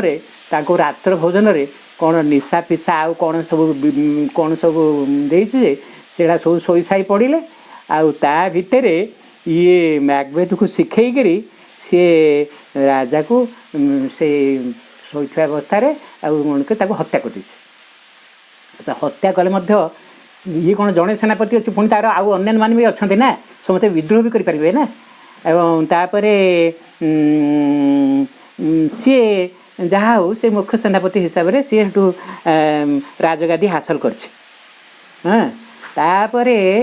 तथापि किसी विपक्ष माने गोटे जेहेतु गोटे भूल काम कर तो जानी कौन गोटे तार सुराग पाई तेणु से भली लोक जब बंच रहे पुणी या पुणी फसईदेवे ना पुणी भविष्य में तेणु गोटे हत्या कौन गोटे भूल को लुचाई कि जड़े आउ पांचटा मिछ कथा भी कहे सी पुणी आउ केत गुड़ा एमती हत्या कर देछि अच्छा तेज जहाँ हो जिते बड़े से राजगादी हासिल कर ଧୀରେ ଧୀରେ ପୁଣି ଗୋଟେ ଅନ୍ୟାୟ କାମ ଯାହା କରିଛି ନା ତା ବିବେକକୁ ପୁଣି ଯାହାହେଲେ ତ ଗୋଟେ ବାଧା ଦେଉଛି ନା। ଏବଂ ଶେଷରେ କ'ଣ ହେଇଛି ନା ଧୀରେ ଧୀରେ ଧୀରେ ଧୀରେ ଆଉ ଯେଉଁ ଶତ୍ରୁ ଗୋଟେ ରାଜ୍ୟ ମାନେ ତାର ପୁଣି କରଦ ରାଜ୍ୟ ଭଳି ଆହୁରି ତା ଅନ୍ୟାନ୍ୟ ଅଛନ୍ତି ନା, ଧୀରେ ଧୀରେ ତାର କାର୍ଯ୍ୟକଳାପ ଭିତରେ ଏଭଳି କ'ଣ ସେ ଭୁଲଭଟା କରିଛି, ଅନ୍ୟମାନେ ମଧ୍ୟ ତାର ଯେଉଁ ସାମନ୍ତ ଲୋକମାନେ ସେମାନେ ମଧ୍ୟ ବିଦ୍ରୋହୀ ହୋଇ ଉଠିଛନ୍ତି। ଆଉ ପରିଶେଷରେ ଅସଲ ଭୁଲ ତ ତା ସ୍ତ୍ରୀ କରିଛି ଏବଂ ତା ସ୍ତ୍ରୀ ମଧ୍ୟ ପାଗଳି ହେଇଯାଇଛି। ତା ସ୍ତ୍ରୀର ମଧ୍ୟ ଯେତେବେଳେ ସେ ତା ଲାଇଫଟାକୁ ଏନ୍ଜୟ କରିବା କଥା ଏବଂ ତାପରେ ପରେ ପୁଣି ଖୁବ୍ ଶୀଘ୍ର ବିପଦ ଚାଲି ଆସୁଛି, ପୁଣି ବିଦ୍ରୋହୀମାନେ ତାକୁ ପୁଣି ପରାସ୍ତ କରିଛନ୍ତି, ସେ ପୁଣି ଗାଦିଚ୍ୟୁତ ହେଉଛି। ଆଉ ବା ଯେଉଁ ମୁହୂର୍ତ୍ତରେ ତା ସ୍ତ୍ରୀ ହୁଏତ ତା ସ୍ତ୍ରୀ ପ୍ରରୋଚନା ଦେଇଥିଲା ମାନେ ଯିଏ ଥରେ ସ୍ତ୍ରୀର ବଶ ହୋଇଗଲା ସେ ମନ୍ତ୍ରଣାଟା ବର୍ତ୍ତମାନ ସ୍ତ୍ରୀଠୁ ପାଇବା କଥା। ସ୍ତ୍ରୀ ମୁଣ୍ଡ ଖରାପ ହେଇଗଲାଣି, ଆଡ଼େ ସ୍ତ୍ରୀ ମୃତ୍ୟୁବରଣ କରିଛି। ଶେଷରେ ତା ଜୀବନଟା ଗୋଟେ ନିରାଶମୟ ଜୀବନଟା ଗୋଟେ ଟ୍ରାଜେଡ଼ି ଆଡ଼କୁ ଯାଉଛି କଥାଟା। କିନ୍ତୁ ସେତେବେଳେ ସେ ଅନୁତାପ ମଧ୍ୟ କରିଛି ଯେ ଯାହା ସବୁ କରିଛି ସେଟା ମଧ୍ୟ ଠିକ୍ କରିନି। ତ ଏଇ ଚରିତ୍ରଟାକୁ ଏଥିରେ ଆଉ ଅନ୍ୟାନ୍ୟ ବହୁତ କଥା ବି ଅଛି, ଏଇଟା ଗୋଟେ ଏତେ ମାନେ ଏତେ ମୁଁ ଯେମିତି ସଂକ୍ଷିପ୍ତ ଭାବରେ କହିଲି, କିନ୍ତୁ ମୁଁ ଗୋଟେ କଥା କହିବା ଯେ ଏମିତି ପ୍ରତ୍ୟେକ ଲୋକ ଭିତରେ ମଧ୍ୟ ବୀରତ୍ୱ ଅଛି, ପୁଣି ଉଚ୍ଚାକାଂକ୍ଷା ଅଛି। ପୁଣି ଏଇ ଯେଉଁ ପ୍ରତ୍ୟେକ ମଣିଷ ଭିତରେ ତାର କେତେଗୁଡ଼ା କଥା ତାର ଲୁଚାଣି, ତା ଭିତରେ କେତେଗୁଡ଼ା ଲୁଚାଣିଆ କଥା ସେ ଧରି ରଖିଛି, କିଛି ପ୍ରକାଶ କରିଛି କିଛି ପ୍ରକାଶ କରିନି ଏବଂ ବେଳେବେଳେ କବଳିତ ହେଇଯାଉଛି। ଦେଖନ୍ତୁ ଗୋଟେ ଲୋକ ଏଭଳି ଗୋଟେ ବୀର ସେନାପତି ସ୍ତ୍ରୀ ଦ୍ୱାରା କବଳିତ ହେଇଗଲା, ତାପରେ ସେ ଉଇଚ ଦ୍ୱାରା ପ୍ରଭାବିତ ହେଇଗଲା ଏବଂ ପରିଶେଷରେ ନିତାନ୍ତ ଭୁଲ କାମଟେ କଲା। এইଭଳି ଯେଉଁ କଥାଟା ପ୍ରତ୍ୟେକ ଏଇ ଚରିତ୍ରଟାକୁ ସେଇଭଳି ପରିବେଷଣ କରିଛନ୍ତି ଯେ ପ୍ରତ୍ୟେକ ଲୋକ ଭାବିବା ଆରେ ମୋ ଭିତରେ ବି ସେମିତି କିଛି ଅଛି। ବା ପ୍ରତ୍ୟେକ ସେ ତାଙ୍କର ସମୁଦାୟ ଡାୟାଲଗ୍ଟାକୁ ଚରିତ୍ର ଗୁଡ଼ାକୁ ସେ ଏମିତି ପରିବେଷଣ କରିଛନ୍ତି ଯେ ଯେଉଁଟା ସବୁ ଲୋକ ମଧ୍ୟ ସେଥିରୁ କିଛି ଶିକ୍ଷା ପାଏ। ପ୍ରତ୍ୟେକ ଲୋକ ଭିତରେ ମଧ୍ୟ କିଛି ନା କିଛି ଏଇଭଳି ଯେତେବେଳେ ଗୋଟେ ସାହିତ୍ୟିକ ତାର ଭିତରର ମନୋଭାବଟାକୁ ତାର ଯଦି ସେମିତି ଗୋଟେ ସୂକ୍ଷ୍ମ ଦୃଷ୍ଟି ଥିବ, ସିଏ ସେଇ ଚରିତ୍ରଟାକୁ ସେମିତି ଷ୍ଟଡି କରିକି ଏଭଳି ଉପସ୍ଥାପନ କରିଛନ୍ତି ଯେଉଁଟାକି ବହୁତ ଲୋକଙ୍କୁ ଛୁଇଁଲା ଭଳି ଏବଂ ଯେଉଁଟାକି ଲୋକପ୍ରିୟ ଏବଂ ଯେଉଁଟାକି ସେଥିରୁ କିଛି ଗୋଟେ ଶିକ୍ଷା ନିଖୁଣ ଭାବରେ ଗୋଟେ ଚରିତ୍ରକୁ ଉପସ୍ଥାପନ କରିବା। ଏବଂ ତାହା ପଶ୍ଚାତରେ ଯେଉଁ ତାର ଯେଉଁ ଅନ୍ତର୍ଚେତନାର ସ୍ଥିତି କ'ଣ ଥିଲା, କ'ଣ କ'ଣ ଶକ୍ତି ଦ୍ୱାରା ପ୍ରଭାବିତ ହେଇକି ସବୁ କଥା କଲା, ଏ ସବୁ କଥାଟାକୁ ସେ ଏଭଳି ଉପସ୍ଥାପନ କରିଛନ୍ତି ଯେ ଉତ୍ତମ ମଣିଷର ଗୋଟେ ଉତ୍ତମ ମଣିଷର ମଧ୍ୟ କେମିତି ପତନ ହୁଏ ଏବଂ କିଭଳି ସେ କେମିତି କ'ଣ ଭୁଲ ଶକ୍ତି ଦ୍ୱାରା ପ୍ରଭାବିତ ହେଲା, କିନ୍ତୁ ଶେଷରେ ମଧ୍ୟ ଏଇଟା ଯଦି ଗୋଟେ ଟ୍ରାଜେଡ଼ି, ଶେଷରେ ମଧ୍ୟ ସେ ଅନୁତାପ କରୁଛି, ତା ଭୁଲ ପାଇଁ ସେ ମଧ୍ୟ ପଶ୍ଚାତାପ କରୁଛି। ତେବେ ଏଇଟା ଥିଲା ମ୍ୟାକବେଥ୍ ଚରିତ୍ରର ମୁଖ୍ୟ କଥା। ଆଉ ଗୋଟେ ହେଉଛି କିଙ୍ଗ ଲିୟର। ଏଇଟା ସବୁ ତ ଗ୍ରାଜୁଏସନ୍ ବେଳକୁ ଆମେ ସବୁ ଦେଖୁଛୁ, ଆମେ ପଢ଼ିଲା ବେଳକୁ ଆମେ ସିନା ସେସବୁ କଥା ସେତେବେଳେ ଆମେ ଯେହେତୁ ସାଇନ୍ସ ଷ୍ଟୁଡେଣ୍ଟ ଥିଲୁ ଆମ ପାଠରେ ଏଇଟା ନଥିଲା, କିନ୍ତୁ ଆମେ କଥା ହେଉଛୁ ଯେ ଚାହିଁଲେ ଯେ ଜଣେ ଲୋକ ସେସବୁ କଥା ପଢ଼ିପାରିବନି ବା ବୁଝିପାରିବନି, ଜୀବନ ସାରା ପଢ଼ିছে ସବୁ ଜିନିଷକୁ ଗବେଷଣା କରିବା ପାଇଁ ଏବଂ ସବୁ କଥାକୁ ଜାଣିବା ପାଇଁ। ତେବେ ଯାହା ହେଉ ଆମେ ଦେଖୁଛେ ସେ ଯେଉଁ ତାଙ୍କର ଏମିତି କିଙ୍ଗ ଲିୟର ଗୋଟେ ବିଷୟ ଅଛି, ଗୋଟେ ରାଜାର ଛବି ଅଛି, ସେ ବହି ଉପରେ ଏସବୁ କଥା ଟିକେ ଟିକେ କେତେବେଳେ ସାଙ୍ଗ କିଏ ସବୁ ପଢ଼ୁଛନ୍ତି ଟିକେ ନଜର ପଡ଼େ। ସେ ଏମିତି କିଙ୍ଗ ଲିୟର ହେଉଛି ଆଉ ଗୋଟେ ବିଚିତ୍ର ଚରିତ୍ର। ଏ ଗୋଟେ ରାଜା, ଇଂଲଣ୍ଡର ଗୋଟେ ରାଜା। ବେଳେବେଳେ ମନେକର ମୋ ବାପା ରାଜା ଥିଲା, ତା ମାନେ ସଦାବେଳେ କ'ଣ ଆମ ଭାରତବର୍ଷରେ ପୁରୁଷାନୁକ୍ରମିକ ଭାବରେ ବହୁତ ଦିନ ରାଜଗାଦିରେ ବହୁତ ବଂଶର ଲୋକ ଥାଆନ୍ତି, କିନ୍ତୁ ଏଇଟା ମଧ୍ୟ ଯେଉଁଠି ସେମିତି କଣ୍ଟେଣ୍ଡର୍ସ ଅଛନ୍ତି, ତୁମର ପ୍ରତିଭାଗୀ ଅଛନ୍ତି ଏବଂ ପ୍ରତିଯୋଗୀ ଅଛନ୍ତି, ସେଠି ସବୁଦିନେ ମୁକୁଟମଣ୍ଡିତ ରାଜଶିର ଭଳି ସବୁଦିନ ତୁମର ଇଏ ରହିବ ନା, ଆଉ କିଏ ଗୋଟେ ପୁଣି ସେ ଗାଦିକୁ ମାଡ଼ି ବସିବ ବା କୌଣସି ବିଦେଶୀ ରାଷ୍ଟ୍ର ଭିନ୍ନ ରାଷ୍ଟ୍ରର ମଧ୍ୟ ସେ ଯିଏ ରାଜା କି ଇଏ ସେ ତୁମକୁ ଅଧିକାର ମଧ୍ୟ କରିବ ନା, ତୁମେ ଦୁର୍ବଳ ହୋଇପଡ଼ିବ ଯଦି। ତେବେ ଯାହା ହେଉ ବେଳେବେଳେ ଦୀର୍ଘ ଦିନ ଧରିକି ରାଜଗାଦି ମାଡ଼ିଗଲା ପରେ ଲୋକ ମଧ୍ୟ ଖିଆଲବାଜିଆ ହେଇଯାଆନ୍ତି। ସେ ଭାବେ ଯେ ହଁ ଆଉ କିଛି ଶତ୍ରୁଫତ୍ରୁ ମୋର ନାହାନ୍ତି, ମୁଁ ମୋର ରାଜ୍ୟକୁ ମୋର ଏ ସମ୍ପଦକୁ ଏ ପ୍ରାଚୁର୍ଯ୍ୟକୁ ଏଇ ଐଶ୍ୱର୍ଯ୍ୟକୁ ଭୋଗ କରିବି। ଆଉ କ'ଣ ସେଥିରେ କେତେ ଗୁଡ଼ାକ ପିଲାଳିଆ କାମ ବି କରିଦିଅନ୍ତି, କେତେ ଗୁଡ଼ାକ ମାନେ ଖାମଖିଆଲି କାମ ବି କରନ୍ତି। ଆଉ ଏସବୁ ଏ ମଣିଷ ଭିତରେ ଏସବୁ ସ୍ୱଭାବ ଅଛି, ଟିକେ ଢିଲା ହେଇଯାଆନ୍ତି ବି। ସିଏ ଯାହା ହେଉ ଏଇ ଲୋକଟି ଇଏ ଜଣେ ସଚେତନ ଲୋକ, ଗୋଟେ ସଚେତନ ଲୋକ, କିନ୍ତୁ ୟାଙ୍କ ଭିତରେ ବେଳେବେଳେ ଟିକେ ପିଲାଳିଆମି ଆଉ ବେଳେବେଳେ ଏ ହୁମ୍ସିକାଲିଟି କଥା ମଧ୍ୟ ଅଛି। ସିଏ କ'ଣ ହେଇଛି ସିଏ ଆଉ ତ ସବୁଦିନେ ବୟସ ରହିବନି ନା, ବୟସ ବଢ଼ିଗଲା ପରେ ତା'ର 3ଟି ଝିଅ, ପୁଅ ନାହିଁ। ଆଚ୍ଛା, ସିଏ କ'ଣ କରିଛି ନା ପୁଣି ଯେତେବେଳେ ପରିଣତ ବୟସ ହେଇ ଆସୁଛି, ସିଏ ସେଠୁ ରାଜ୍ୟଟା 3ଟା ଝିଅ ମାନେ ସମସ୍ତଙ୍କ ତ ସମ୍ପତ୍ତି ଲୋଭ ଅଛି, ତାପରେ ତା'ର ତ ଗୋଟେ ଉତ୍ତରାଧିକାରୀ କିଏ ହେବ, ସିଏ କ'ଣ କଲା ଆଉ କି ନହେଲେ ସମାନ ଭାବରେ ଝିଅଙ୍କୁ ବାଣ୍ଟି ଦେବ, କି ନହେଲେ ଯେଉଁ ଝିଅ ତାକୁ ଭଲ ଲାଗେ ସିଏ ତା ହଜବେଣ୍ଡ ତାକୁ ଯେମିତି ଆମର ଘର ଜୁଆଁ କରି ନେଉଛନ୍ତି ସେମିତି କେଉଁ ଗୋଟେ ଜଣେ ଝିଅକୁ ମଧ୍ୟ ତାକୁ ମଧ୍ୟ ସବୁ କଥା ଦେଇପାରେ, ତା ଉପରେ ଇଚ୍ଛା ଉପରେ ନିର୍ଭର କରେ। ତେଣୁ ଯାହା ହଉ ସେ ଦିନେ ପଚାରିଲା ତା ଝିଅମାନଙ୍କୁ, କିଏ ବାପାକୁ କେତେ ଭଲ ପାଏ କୁହ, ତୁ ତ କ'ଣ ତୁ ମୋତେ କେଦରୁ ଭଲ ପାଉ ଏଇ କଥାଟା ତୁ ପ୍ରକାଶ କର କହିଲେ ତା'ର ଯାହା ଇଚ୍ଛା ହେବ ତାପରେ ସେ କରିବ ନା ଆଉ। ଆଚ୍ଛା, ଧନ ସମ୍ପତ୍ତି ପ୍ରତି କାହାର ଲୋଭ ନାହିଁ, ଆଉ ତାପରେ ବାପା କହୁଛି ତେଣୁ ସେଠି ତେଲ ମାଲିସ କରିବା ଏବଂ ଟେକାଟେକିରି କହିବାରେ କ'ଣ ପଇସା ପଡ଼ୁଛି। ତେଣୁ ସେମାନେ ତା'ର ବଡ଼ ଝିଅ 2ଟା ସେ ବାପାକୁ ବହୁତ ଟେକାଟେକିରି କହିଲେ, ବହୁତ ଖୁସି ସେ। ଆଚ୍ଛା, କିନ୍ତୁ ସାନ ଝିଅଟାକୁ ଯେତେବେଳେ ପଚାରିଲା, ସିଏ ପ୍ରକୃତରେ ବାପାକୁ ଠିକ୍ ଭାବରେ ଭଲ ପାଏ, କହିଲା ମୁଁ ମୋ ବାପାକୁ କେମିତି ଭଲ ପାଏ, ମୁଁ ଏ କଥାଟା ଏଇଟା ମୋର ନିଜସ୍ୱ ଜିନିଷଟା, ମୁଁ ଏଇଟା ପବ୍ଲିକଲି କାହିଁ କହିବି। ଓହୋ, ମୁଁ ଜଣେ ଜଣକୁ ଭଲ ପାଇବା ଭିତରେ ଏଇଟା ଗୋଟେ ଅନ୍ତରଙ୍ଗ ବିଷୟଟା, ଏଟାକୁ ମୁଁ କାହିଁକି ପବ୍ଲିସାଇଜ୍ କାହିଁ କରିବି। ସିଏ ଏଥିରେ ଟିକେ ଅମଙ୍ଗ ହେଲା। ସିଏ ଅମଙ୍ଗ ହେବାରୁ ଇଏ ମୂର୍ଖ ଭାବିଲା, ଇଏ ଭାବିଲା ଯେ ମୋତେ ଇଏ ଭଲ ପାଉନି, ତେଣୁ ତାକୁ ସେ ରାଜ୍ୟରୁ କିଛି ସେୟାର ଦେଲାନି, ତାକୁ ଏଥିରୁ ବଞ୍ଚିତ କଲା। ଦେଖନ୍ତୁ ଗୋଟେ କଥାଟା, ଗୋଟେ ସେଇ ହ୍ୟୁମାନ୍ କ୍ୟାରେକ୍ଟର ଭିତରେ କେତେ କମ୍ପ୍ଲିକେସନ୍ସ ରହୁଛି। ଇଏ ଗୋଟେ ରାଜା ଏବଂ ରାଜା ହିସାବରେ, ଆଚ୍ଛା, ଏଇ ଯେଉଁ ଭୁଲଟା କରିଦେଲା, ଯେଉଁମାନେ ଟେକାଟେକି କରିଛନ୍ତି ସେମାନେ କ'ଣ ଠିକ୍ ଲୋକ, ସେମାନେ ଗୋଟେ ମତଲବ ରଖିକିରି ଏସବୁ କାମଟା କରିଛନ୍ତି। ଆଚ୍ଛା, ସିଏ ଯେତେବେଳେ ରାଜ୍ୟଟାକୁ ତା'ର ଏଇ ଯେଉଁ ପ୍ରଥମ 2 ଝିଅ ଭିତରେ ବାଣ୍ଟି ଦେଲା, ଆଉ ରାଜଗାଦି ପାଇଲା ପରେ ବା ଆଉ କିଛି ଗୋଟେ ସୁବିଧା ପାଇଲା ପରେ, ଆରେ ତୁମେ କିଏ ଆମେ କିଏ, ଆଜିକାଲି ଯେଉଁ ମାନେ ଯେମିତି ଗୋଟେ ଆଜିକାଲିକା ଯେମିତି ଗୋଟେ ସ୍ୱାର୍ଥବାଦୀ ଲୋକ, ତୁମଠି କିଛି କ'ଣ କାମ ଅଛି, ସେ ଆଗକୁ ତୁମେ ଯେଉଁଟା ଭଲ ପାଏ ସେମିତି ଗୋଟେ ଜିନିଷ ଆଣିକି ଜୁଟେଇ ଦେବ। ମୁଁ ଦେଖିଛି ଆମ ଅଫିସ୍ ସୁଦ୍ଧା ଆମେ ସେଇଟା ପାରୁନା, ସେଇ କିରାନୀକୁ ମାନେ ଅନ୍ୟ ଲୋକମାନେ ପାନ ଫାନ ସିଆଡ଼ୁ ଭାଙ୍ଗି ଭୁଙ୍ଗା ଆଣିକିରି ତାକୁ ଚୁପକି ଡାକି ନେଇକିରି ଯେତେବେଳେ ଚାଫା ପିଇଦେଲା ଆଉ କ'ଣ କରିଦେଲା, ତାପରେ ହାତକୁ ଯେଉଁଟା ଦେଇଦେଲା ତା କାମ ଫଟାଫଟ, ଆମେ ସେଠି ବସିଛୁ ମାଧିଆ, ଆଉ କ'ଣ ଆମେ ମାଆଙ୍କ ସ୍ମରଣ କରିକି ବସିଛୁ, ସିଏ ଆମକୁ ଏବେ ହେବନି ପରେ ଦେଖିବି, ଅନେଇବନି ତୁମ ଆଡ଼କୁ, ଏମିତି ଦୁନିଆ ଅଭିଜ୍ଞତା ଆମର ଅଛି। ଆମେ ହେଉଛୁ ଯେ କାହିଁକିନା ଲାଞ୍ଚ ଦେବାଟାକୁ ଆମକୁ ଏଇଟା ଆମର ସ୍ୱଭାବ ନୁହେଁ କି ଆମେ ସେଇ ଜିନିଷକୁ ଭଲ ପାଇନୁ, କିନ୍ତୁ ତାଙ୍କ କାମ ହେଇଯାଉଛି। ଇଏ ସେମିତି ଝିଅ, ସେ ବାପାକୁ ଏମିତି ବାପାର ସବୁ ନଖଠୁ କେଶ ପର୍ଯ୍ୟନ୍ତ ସବୁ ଭଲ ବୋଲି ବର୍ଣ୍ଣନା କରିନେଇଛି, କିନ୍ତୁ ଏମାନେ ତାଙ୍କର ଇଏ ସ୍ୱାର୍ଥଟା ପାଇଲା ପରେ ଆଉ ବାପାକୁ ପଚାରିନାହାନ୍ତି। ଯେତେବେଳେ ତାକୁ ୟାର ବୟସ ଖସୁଛି, ଯେଉଁ ସମୟରେ ସେବା ଶୁଶ୍ରୂଷା ସ୍ନେହ ସହାନୁଭୂତିଟା ଅଧିକ ଦରକାର, ସେତେବେଳେ ଦେଖିଲାକୁ ମୋ ପାଖରେ କିଛି କେହି ନାହିଁ। ଆଚ୍ଛା, ସେତେବେଳେ ସିଏ ଆକ୍ଚୁଆଲି ପୁରାପୁରି ଅନୁତାପ କରିଛି ଯେ ଜୀବନରେ ଗୋଟେ ଭୁଲ କରିଦେଲା କିରେ, ମୁଁ ବଞ୍ଚିଥିବା ପର୍ଯ୍ୟନ୍ତ ରାଜା, ତାପରେ ମୁଁ ଗଲା ପରେ କ'ଣ ହେବ ନ ହେବ ସେ ଶେଷ ଆଡ଼କୁ ନିର୍ଣ୍ଣୟ କରିଥାନ୍ତା। ଏ ଅଧା ବୟସରୁ ଯେଉଁ ଛାଡ଼ିଦେଲା ଏ ଝିଅଟା, 2ଟା ଝିଅଙ୍କ ଉପରେ ଯେଉଁ ଖସେଇ ଦେଇଛି, ସେମାନେ ୟାକୁ ମଧ୍ୟ ଶେଷରେ ଅବହେଳା କରିଛନ୍ତି। ତ ଏଇଟା ହେଉଛି ଗୋଟେ, ମୁଁ ମୁଖ୍ୟ କଥାଟା କହିଲି, ତା ଗୋଟେ ଚରିତ୍ର ଭିତରେ ଆହୁରି ବହୁତ କଥା ଅଛି। ତ ମଣିଷଟାର ଯେଉଁ ତା'ର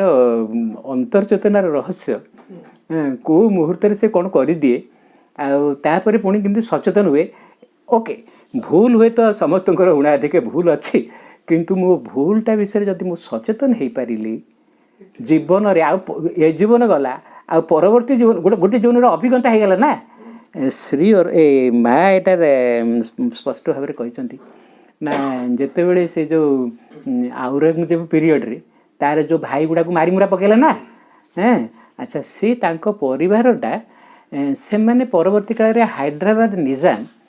ସିଏ ତ ନିଜାମ ପୁଣି ମାନେ ତା'ର ସେ ଯେଉଁ ମାନେ ସେଠି ଯେଉଁ ହୀରା ଫିରା ସବୁ ଯେଉଁ ମାଇନ୍ରୁ ସବୁ ସେ ତ ବହୁତ ବଡ଼ ଗୋଟେ ଧନୀ ଇଏ ଥିଲା ନା, ସେ ମିଶିବା ପାଇଁ ଚାହୁଁନଥିଲା ବି। ଯେତେବେଳେ ଭାରତ ସ୍ୱାଧୀନତା ବେଳକୁ ଯେତେବେଳେ ସର୍ଦ୍ଦାର ପଟେଲ ଯାଇକି ସବୁ ଦେଶୀୟ ରାଜ୍ୟ ଗୁଡ଼ାକୁ ସବୁ ମାନେ ମିଶାଉଥିଲେ ଭାରତ ସାଥିରେ, ସେ ଭାରି ରିଚ୍ ଥିଲା। ତ ଯାହା ହଉ ସେଇ ସମୟରେ ଦିଲ୍ଲୀରେ ଏମାନେ ପୂର୍ବ ଜନ୍ମରେ ଥିଲେ ହେଉଛି ସେଇ ପରିବାର ଔରଙ୍ଗଜେବର ସବୁ ଭାଇ ଭାଇ ବଡ଼ା ଭାଇ ଭଉଣୀ ଏନ୍ଟା ସେଠୁ ଗୋଟେ ଏଇ ହାଇଦ୍ରାବାଦ ନିଜାମର ଯେଉଁ ତାର ଯେଉଁ ଆଉ ଟିକେ ତା ତଳକୁ ତାର ଯେଉଁ ମନ୍ତ୍ରୀ ଫନ୍ତ୍ରୀ ବା ଏମିତି ସବୁ ଆଉ ଯେଉଁ କର୍ମଚାରୀ ଗୋଟେ ଦିଲ୍ଲୀରୁ ଗୋଟେ ପରିବାର ସେ ସିଫ୍ଟ କରି ଆସିଥିଲେ ହାଇଦ୍ରାବାଦ ସିଫ୍ଟ କରି ଆସିଥିଲେ ତା ସେଇ ସୋଲ ଗୁଡ଼ାକ ଏଇ ଲୋକର ପୁଅ ଝିଅ ହେଇକି ଜନ୍ମ ହୋଇଛନ୍ତି। ଆଚ୍ଛା ସେ ଯାହା ହଉ ଯିଏ ଥିଲା କ'ଣ ସେ ଯେଉଁ କ'ଣ ଦାରା ନା କ'ଣ ଥିଲା ସିଏ ସେ ପୁରା ପୁରା ବଂଶଟା ଯାକ ତ ପୁଣି ସମସ୍ତେ ୟାଙ୍କର ପରିବାରରେ ଜନ୍ମ ହୋଇଛନ୍ତି ଆଉ ଥରେ ଆଉ ସେଥିରେ ଗୋଟେ ମୁଁ ଖାଲି ଗୋଟେ ଚରିତ୍ର ଦୃଷ୍ଟିରୁ କହୁଛି ସିଏ ଯିଏ ଔରଙ୍ଗଜେବ ଥିଲା ସିଏ ବି ପରିବାରରେ ଜନ୍ମ ହୋଇଛି। ସେ ପିଲାଟା ମଧ୍ୟ ଯେହେତୁ ଗୋଟେ ଉଚ୍ଚ ମାନେ ପରିବାରର ତେଣୁ ସେମାନେ ଇଂଲଣ୍ଡ ଯାଇକରି ପାଠ ପଢ଼ିଛନ୍ତି। ତାପରେ ସେମାନେ କେମିତି ଗୋଟେ ତାଙ୍କ ପରିବାରରେ କେମିତି ସେ ମାଆଙ୍କ ଭକ୍ତ ହୋଇଛନ୍ତି ମାନେ ମୁସଲମାନ ହେଲେ ବି ସେମାନେ ପୁଣି ମାଆଙ୍କ ଗ୍ରହଣ କରିଛନ୍ତି। ସେ ତା ଭଉଣୀ ଭାଇ ସେମାନେ ଆସିକରି ପଣ୍ଡିଚେରୀରେ ମଧ୍ୟ ସେଟଲ୍ କରିଛନ୍ତି ଆଉ ଆସିଛନ୍ତି। ତ ମାଆଙ୍କ ତାଙ୍କ ଅନ୍ତର୍ଦୃଷ୍ଟିରେ ସେ ଜାଣିପାରିଲେ ଯେ ଏଇଗୁଡ଼ାକ ପ୍ରକୃତରେ ସେଇ ଯେଉଁ ତାଙ୍କ ବଂଶର ଥିଲେ କା ଭିତରେ କେଉଁ ସୋଲ ଅଛି ମା ଜାଣିଛନ୍ତି। ଯେଉଁଟା ଔରଙ୍ଗଜେବ ଥିଲା ସିଏ ସେ ଜୀବନରେ ତାର ଉଗ୍ର କାମ ଗୁଡ଼ାକ ସବୁ ତ କରିଦେଇଛି ନା ଆଉ ସେଗୁଡ଼ାକ ସେଠୁ ହଜମ ହେଇଯାଇଛି ନା ଆଉ ସେଗୁଡ଼ାକ ଆଉ ଥରେ ସେ କରିବ କି। ତେଣୁ ସେଇ ଲୋକଟା ଏଇ ଜନ୍ମରେ ଏତେ ଧୀରସ୍ଥିର ଯେ ଏତେ ଶିକ୍ଷିତ ମାର୍ଜିତ ଧୀରସ୍ଥିର ଯେ ମା ତା ନାଁ ଦେଇଥିଲେ ପ୍ରଶାନ୍ତ। ଆରେ ଗତ ଜୀବନରେ ଯେ ଔରଙ୍ଗଜେବ ଥିଲା ଏଇ ଜୀବନରେ ସେ ପ୍ରଶାନ୍ତ। ଆଚ୍ଛା ସେମିତିକା ଏଇ ଯେଉଁ ଲୋକଟା ଭୁଲ କାମ କରିଦେଇଛି କିନ୍ତୁ ସଚେତନ ହେଲା ଆଉ ଥରେ କରିବ କି ତା ପର ଜନ୍ମରେ ସେ ଆଉ ସେ କାମଟା କରିବନି। ଆତ୍ମା ଗୋଟେ ଅଭିଜ୍ଞତା ନେଇକରି ଧୀରେ ଧୀରେ ଧୀରେ ଧୀରେ ଯେମିତି ଅସତମା ସଦ୍ଗମ ଆଡ଼କୁ ଯାଉଛନ୍ତି ନା ତମସମା ଜ୍ୟୋତିର୍ଗମୟ ମୃତ୍ୟୁମା ମୃତଙ୍ଗମୟ। ତ ସେମିତିକା ଏଇ ଯେଉଁ ଚରିତ୍ର ଗୁଡ଼ାକ ସାହିତ୍ୟ ଭିତରେ ଯିଏ ଆମର ହିତ ସାଧନ କରେ ଯେଉଁ ରଚନା ଯେଉଁ ବାଣୀ ଆମକୁ ସେମିତି ସ୍ପର୍ଶ କରେ ଆମ ଚେତନାରେ ଗୋଟେ ଆଲୋଡ଼ନ ସୃଷ୍ଟି କରେ ଆମେ ସେଥିରୁ ସେଇ ଚରିତ୍ର ଦ୍ୱାରା ଆମେ ଏକୀଭୂତ ହେଇକରି ଗୋଟେ ଶିକ୍ଷା ପାଏ। ଆରେ ମୁଁ ଏମିତି ମୋ ଭିତରେ ବି ଏମିତିକା ଗୁଣଟା ଥିଲା ମୁଁ ଏମିତିକା କରିପାରିଥାନ୍ତି କିନ୍ତୁ ହେତୁ ଗୋଟେ ଶିକ୍ଷା ପାଇଲା ନା ପ୍ରକୃତରେ ଏମିତି କଲେ ଏହା ହୁଏ। ଓହୋ ସମସ୍ତଙ୍କ ଭିତରେ କିଛି ନା କିଛି ରାବଣଗିରି ଲୁଚିକିରି ଅଛି କିନ୍ତୁ ରାବଣ ତା ଶେଷରେ ତାର ଯେଉଁ ସପରିବାର ଧ୍ୱଂସ ପାଇଲା କେମିତି ସ୍ୱର୍ଣ୍ଣଲଙ୍କା ବି ପୋଡ଼ିଗଲା। ତେଣୁ ଏଇ କଥାଟାର ଏଭଳି ପ୍ରଭାବ ଥିଲା ଯେ ଭାରତବର୍ଷରେ କେତେ ଯୁଗ ଯୁଗ ଧରିକିରି ସେ ଏଇ କଥାଟାର ପ୍ରଭାବ ରହିଛି। ତ ମୋତେ ଗୋଟେ ଚଏସ୍ ନେବାକୁ ପଡ଼ିବ ଯେ ରାମ ଭଳି ହେବି ନା ରାବଣ ଭଳି ହେବି। ସେମିତି ଗୋଟେ ଚରିତ୍ରଟାର ଉପସ୍ଥାପନା ଏବଂ ତା'ର ଅନ୍ତର୍ଚେତନାର ଯେଉଁ ସବୁ ଭାବ ବିନ୍ୟାସ ଆଉ ଏଇ କଥାଟା ଯଦି ସାହିତ୍ୟିକ ଯଦି ତା ରଚନା ଭିତରେ ଆଣିପାରିଲା ତେବେ ସେଇଟା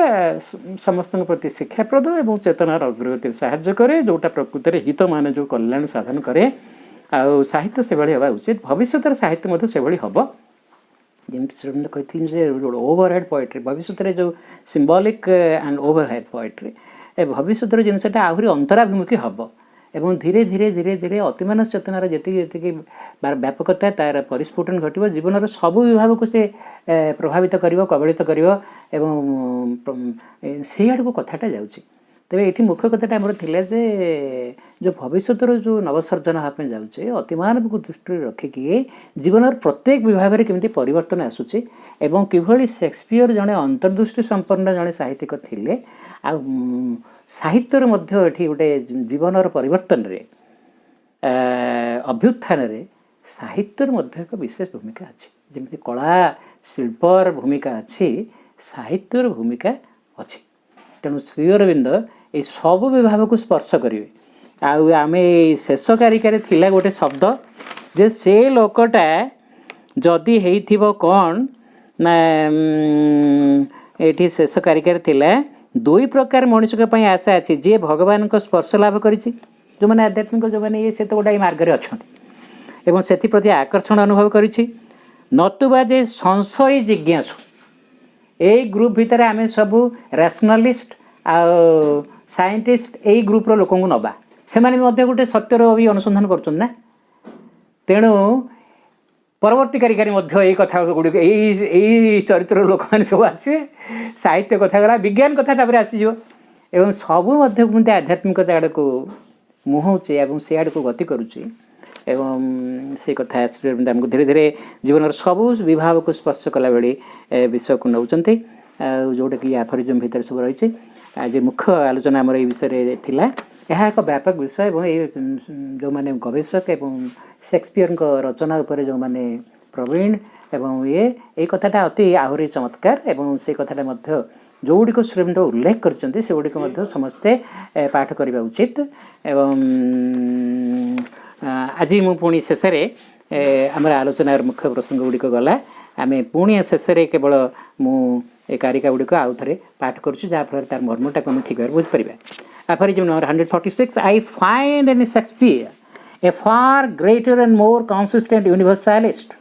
than the Greeks.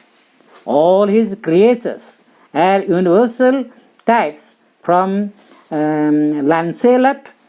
Gobbo and his dog up to Lear and Hamlet. Greek मान तुलन महत्तर अधिक अविचल जड़े विश्व मानववादी को मुझे देखु थाए शेक्सपियर भितर लांसलेट गोबो एवं तांका कुकुर ठू आरंभ करी ये एक्चुअली गोटे चरित्र थिला गोटे जमतीका सी गोटे ये लोकटे जीव लोकटा आ सी हूँ गोटे एक्चुअली जिते यूरोपर सब जमतीका माने फ्रांस इंग्लैंड और जर्मन एम जिते सब शिल्प और जो रेनास आसला से सब आगे गले ना अन्य देश बहुत उपनिवेश स्थापन कले से बहुत रिच हो गले से जिते धनी हो गले देशर लोक संख्या माने से सब काम अधिक कर्मचारी अधिक सर्वेंट्स आवश्यक अधिक वर्कर्स आवश्यक तेणु इवन इजिप्ट आड़ू इवन इे इज्राएल आड़ू से जो माने स्लैब्स जो चेकोस्लोवाकिया आमको सब एम सब आहरी तुलन में बहुत अनुन्नत एवं दरिद्र देश ना सब एठिकार लोक सब चाकरी कि काम करने सब सियाड़े सियाड़े गले तो ये हूँ गोटे मर्चेंट ऑफ वेनिस रे सी गोटे शेक्सपियर आहुरी एक बड़ रचना से लांसेलेट गोबो ये हूँ सेमती गोटे कैरेक्टर जी गोटे सर्भेंट एक्चुअली किंतु तार मध्य गोटे गोटे विदूषक भली गोटे माने एमतीका हास्यरस सृष्टि करवा गुण एवं तार मध्य किसी गोटे भारी बुद्धिया लोकटा एवं से चरित्रटा मध्य गोटे चमत्कार चरित्र थाए गोटे साहित्य विभिन्न प्रकार चरित्र तो विभिन्न काव्य विभिन्न ड्रामा अच्छे ना तबे जहाँ ये गोटे सेमती गोटे कैरेक्टर थिला लांसलेट गोबो एवं ता कुकुर ठू आरंभ करी लियर और हैमलेट पर्यंत तांको सृष्ट समस्त प्राणी एक एक विश्वगत प्रतिभू तेने विश्वर जेकोसी अंचल लोक हो से चरित्र द्वारा से प्रभावित होता है से किसी शिक्षा पाई था aphorism 147 the Greeks sought universality by omitting all finer individual touches. Shakespeare sought it more successfully by universalizing the rarest individual details of character. प्रत्येक कैरेक्टर को मध्य से यूनिवर्सलाइज कर that which nature uses for concealing from us the infinite, Shakespeare used for revealing the ananta guna in man to the eye of humanity. लुकायित जिनिस गुड़ा को से सामना को आनी इन डिटेल. अच्छा aphorism 148 Shakespeare, who invented the figure of holding up the mirror to nature, was the one poet who never condescended to a copy, a photograph, or a shadow. The reader who sees in Falstaff, Macbeth, Lear, or Hamlet imitations of nature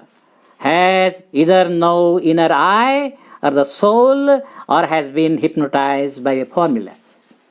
Shakespeare जे कि प्रकृति सामने दर्पण तोली धरिबा उपमार स्रष्टा से हेले एकमात्र कवि जे कि कदाच अनुकरण फोटोग्राफी सुलभ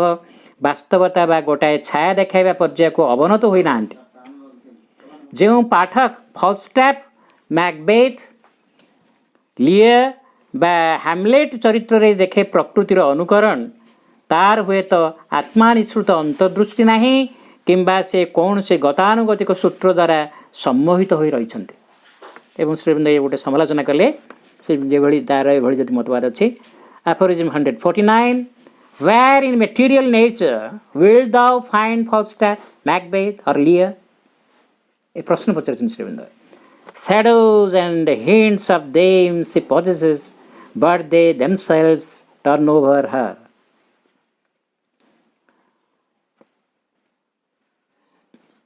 स्थूल प्रकृति भितर तुम्हें केउठी बा फॉल्स्टाफ मैकबेथ अथवा लियर को भेट पारिबो प्रकृति भितर सेमानंकर छाया बा इंगित थाई पारे किंतु सेमाने ताहाको अतिक्रम करी ऊर्ध्वायमान aphorism 150 there are two for whom यही परिप्रेक्षी साहित्य संपर्क में चारोटी एफोरिज्म बाद श्रीअरविंदर शेष एफोरिज्म से गोटे भविष्य आमे का आशा रखा का आशा अच्छी there are two for whom there is hope the man who has felt God's touch and been drawn to it and the sceptical seeker and self convinced atheist but for the formularists of all the religious and the paras of free thought, they are dead souls who follow a death that they call living. दुई प्रकार मनुष्यों पर आशा अच्छी जी भगवान को स्पर्श लाभ करिछि एवं सेथि प्रति आकर्षण अनुभव करिछि नतुबा जे संशयी जिज्ञासु एवं निज नास्तिकतार स्वयं निश्चित किंतु जो माने धर्ममत सबुर निर्धारक एवं स्वाधीन चिंतार सुआ भली आवृत्तिकार से माने मृत सत्ता से माने अनुधावन करुथान्ते मृत्यु को जहाँ कि से माने जीवन बोली आख्या दियंते आज थिला हमर ये आलोचनार विषय एतिकरे शेष होला। वंदे मातरम।